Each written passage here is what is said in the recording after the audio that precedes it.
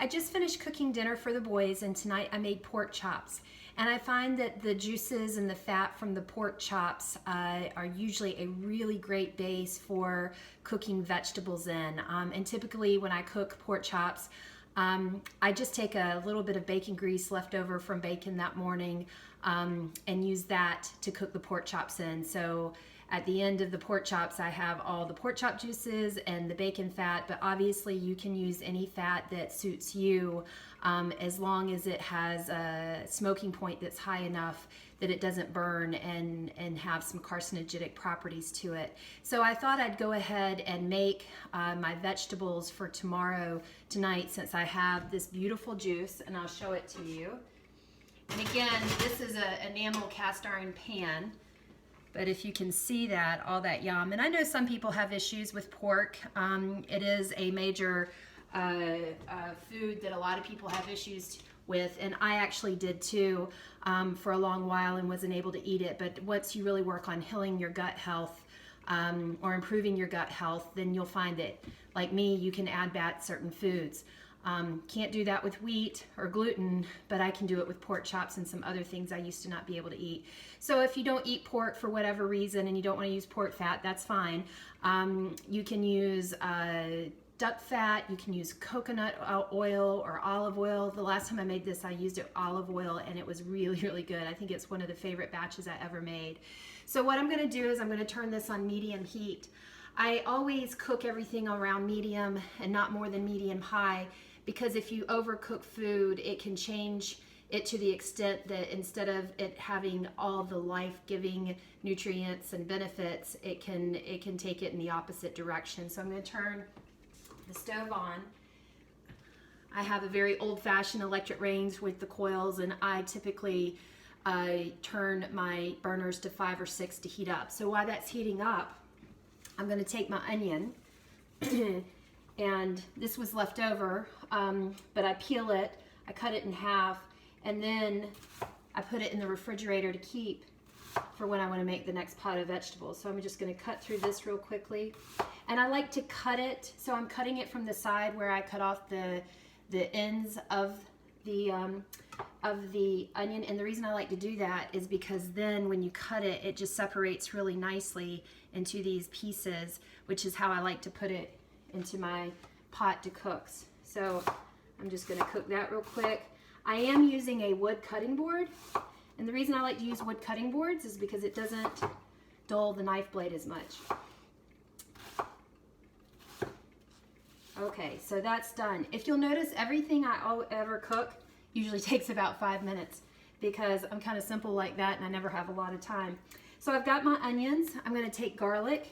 You probably all know the trick where you put the garlic down and you just give it a whack, and then you peel the outside off. Okay, got the outside off right there. Okay, and then I have a garlic press. I like the very simple ones. I know there's a lot of fancy ones, but I find that whatever tool I use, I like to use the bare minimum tool. So I'm just going to put all of this in there at once. I'm going to push it through. Ooh, that squirted a little bit. Okay, and if you'll see, I'm going to leave it like that because I'm just going to scrape it off with my knife right into the pan. The pan's getting hot. Now, I also like to include a little bit of ginger. I have a very tiny little piece of ginger left. You can really experiment with whatever herbs and spices you like, but I've made this enough and experimented with different things that I know that the onion, the garlic, and the ginger are my favorite in this dish. So what I do, I'm using a regular knife to get the brown barky part of the ginger off. And then I actually leave the brown part on one side because I figure it allows me to get more of the meat so that it doesn't get my fingers from the microplane. This is a microplane. To the extent that you guys don't have one of these, this is great. Like if you get Parmesan cheese. I'm just going to turn this down because I can feel it. I can hear it sizzle a little bit. But grating Parmesan cheese and things like turmeric or ginger, it's really great. I really don't know how you would grate your ginger or turmeric otherwise. So you'll see what happens. I'm just going to do as much as I can here. If you'll notice, I never measure things either. Sometimes I feel like more garlic, so I put more garlic. Sometimes I don't have any ginger at all, so no ginger goes in. Or sometimes I just like the onions and I don't want garlic, but I want the ginger. So, you know, you don't have to be complicated about it, just what you like. You'll see how that gets on the inside, and then you just use your finger to push it down to the very end. So my juices over here are sizzling a little bit. I can hear it, and I had to turn it down. So I'm actually going to turn it back up, but what I always do, probably all of you do this, is to get a little water and flick it in there, and if you hear that sizzle, that's usually a good indication that it's ready to go. So the first thing I'm going to do is put my onions in. I used to be addicted to Rachel Ray, and I would watch her all the time. I didn't cook at the time, but I used to love to watch her cook. But one of the things I learned from her is when you put things like this in, don't stir them around. Let them just sit there in those juices. Now, I'm going to do my timer. About 3 minutes with onions is about what you want to do. And before you actually put the other things in. So now I'm going to take this garlic, and I'm just going to slide it right off into the pan. And then I'm going to do the same thing with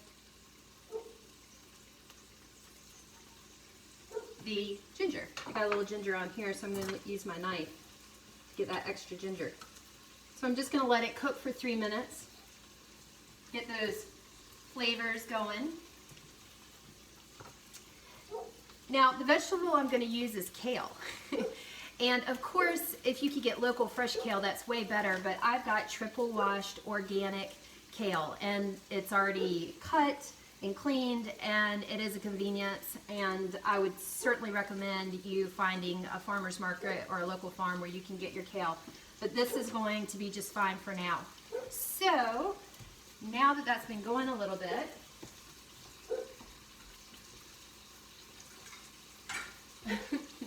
sorry to leave you there for a minute, but I'm trying to figure out where my spatula is. I'm going to use this spatula. Now that it's been cooking a little bit, I'm going to stir it around in these juices. I don't know if you can see that.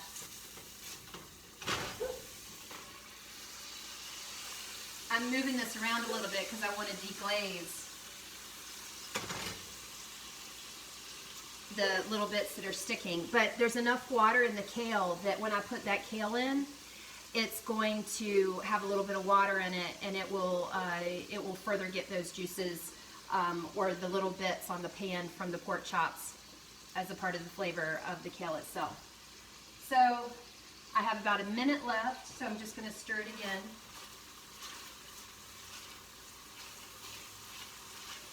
You want to be very careful with garlic because it's delicious until it gets burned, and then it smells terrible and doesn't taste so great either.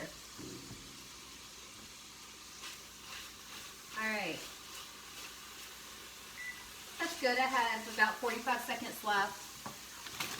So when I do this, I use about half a bag, and I just put it right on top, and I just fill the pan up. I'm going to use the rest of this bag. Now the kale actually wilts pretty quickly, so about a minute like this, and I'll stir it around a little bit. And then I'll put the top on and turn the heat either all the way down or completely off, and probably let it sit for like 10 or 15 minutes. And then it gets to the perfect consistency for me, because kale can be kind of tough. And it's actually thyroidogenic, or goitrogenic, I should say, when it's raw. But when you cook it, it actually removes any properties. Let me just do that. Removes any properties that would be an issue for the thyroid. So I'm going to mix it around a little bit.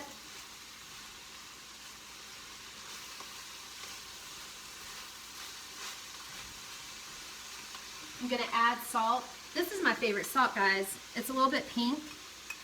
And, you know, frankly, I think that people should have salt from everywhere. A little bit of sea salt, a little bit of salt from the Himalayas, a little bit of salt from Salt Lake City. This is Redmond salt from Utah. And one time I totally geeked out on a salt scientist, and this particular salt scientist had written a book, and this was his favorite salt. But the great thing about this salt is that it has no bleaching agents in it. Regular table salt does have bleaching agents in it, which is not good for you. And it hasn't, no one's fortified it with iodine, so there's no binding agents in it as well. So probably best to get your iodine from naturally occurring sources like artichokes, for example. So I'm going to use this salt.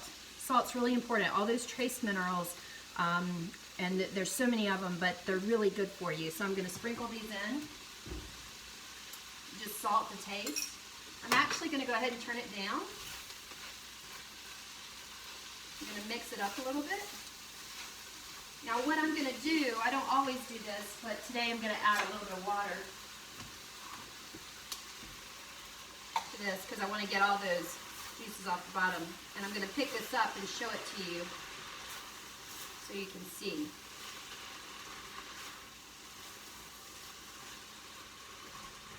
Okay. And at this point, you may already know that when your vegetables get really, really green, I don't know if you can see that, but they're really popping with the color green. That's when you've probably used cooking to bring out the most nutrients. Sometimes when you cook things, it really activates nutrients. So that's what that looks like. I'm going to just stir it around a little bit more.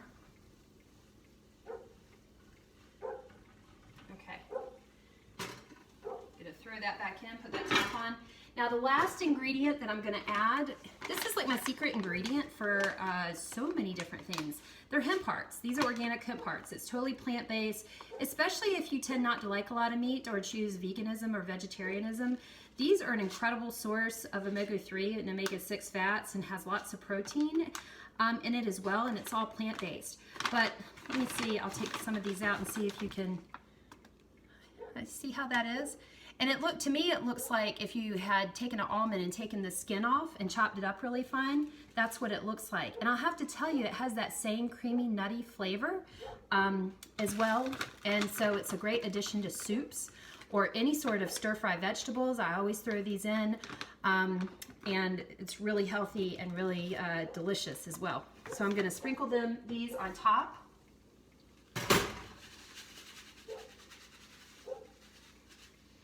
And again, I don't measure, I just sprinkle till it looks good.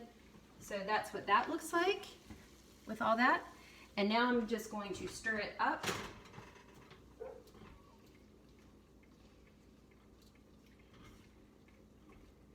Now what I typically do is cook first thing in the morning. Not because I actually have time, because I don't, I'm always running late, but it's when I have the energy to do it. And what I like to do is now that's done. And now that that's done, I'll put it in a couple, 2 or 3 glass containers, and I take it to work with me hot, and then I leave it out, and my first meal of the day when I get hungry, that's what I eat. And then if I get hungry for a second meal of the day, then I'll eat that as well. Things that I've done in the past, I have had bacon left over from breakfast and I chop it up and sprinkle it on top. If you don't eat pork, then you could do the same thing with chicken. I've even needed to get rid of deli meat and just chop that up and thrown it in to make a one-pot meal with all your proteins and your fats. But this is a great meal, really, really nutrient dense and really great for immunity and really great for helping to clean out your system. So it's just a starting point. You can do this and put any spices in it you'd like, experiment with it, have fun with it, and it's a really quick thing to do. Again, if you need to make a fancy dinner with a fancy vegetable side, then this is really quick and you really can't beat it in terms of taste as well as nutrients. So I hope you guys have fun experimenting with that, and I'll see you next time.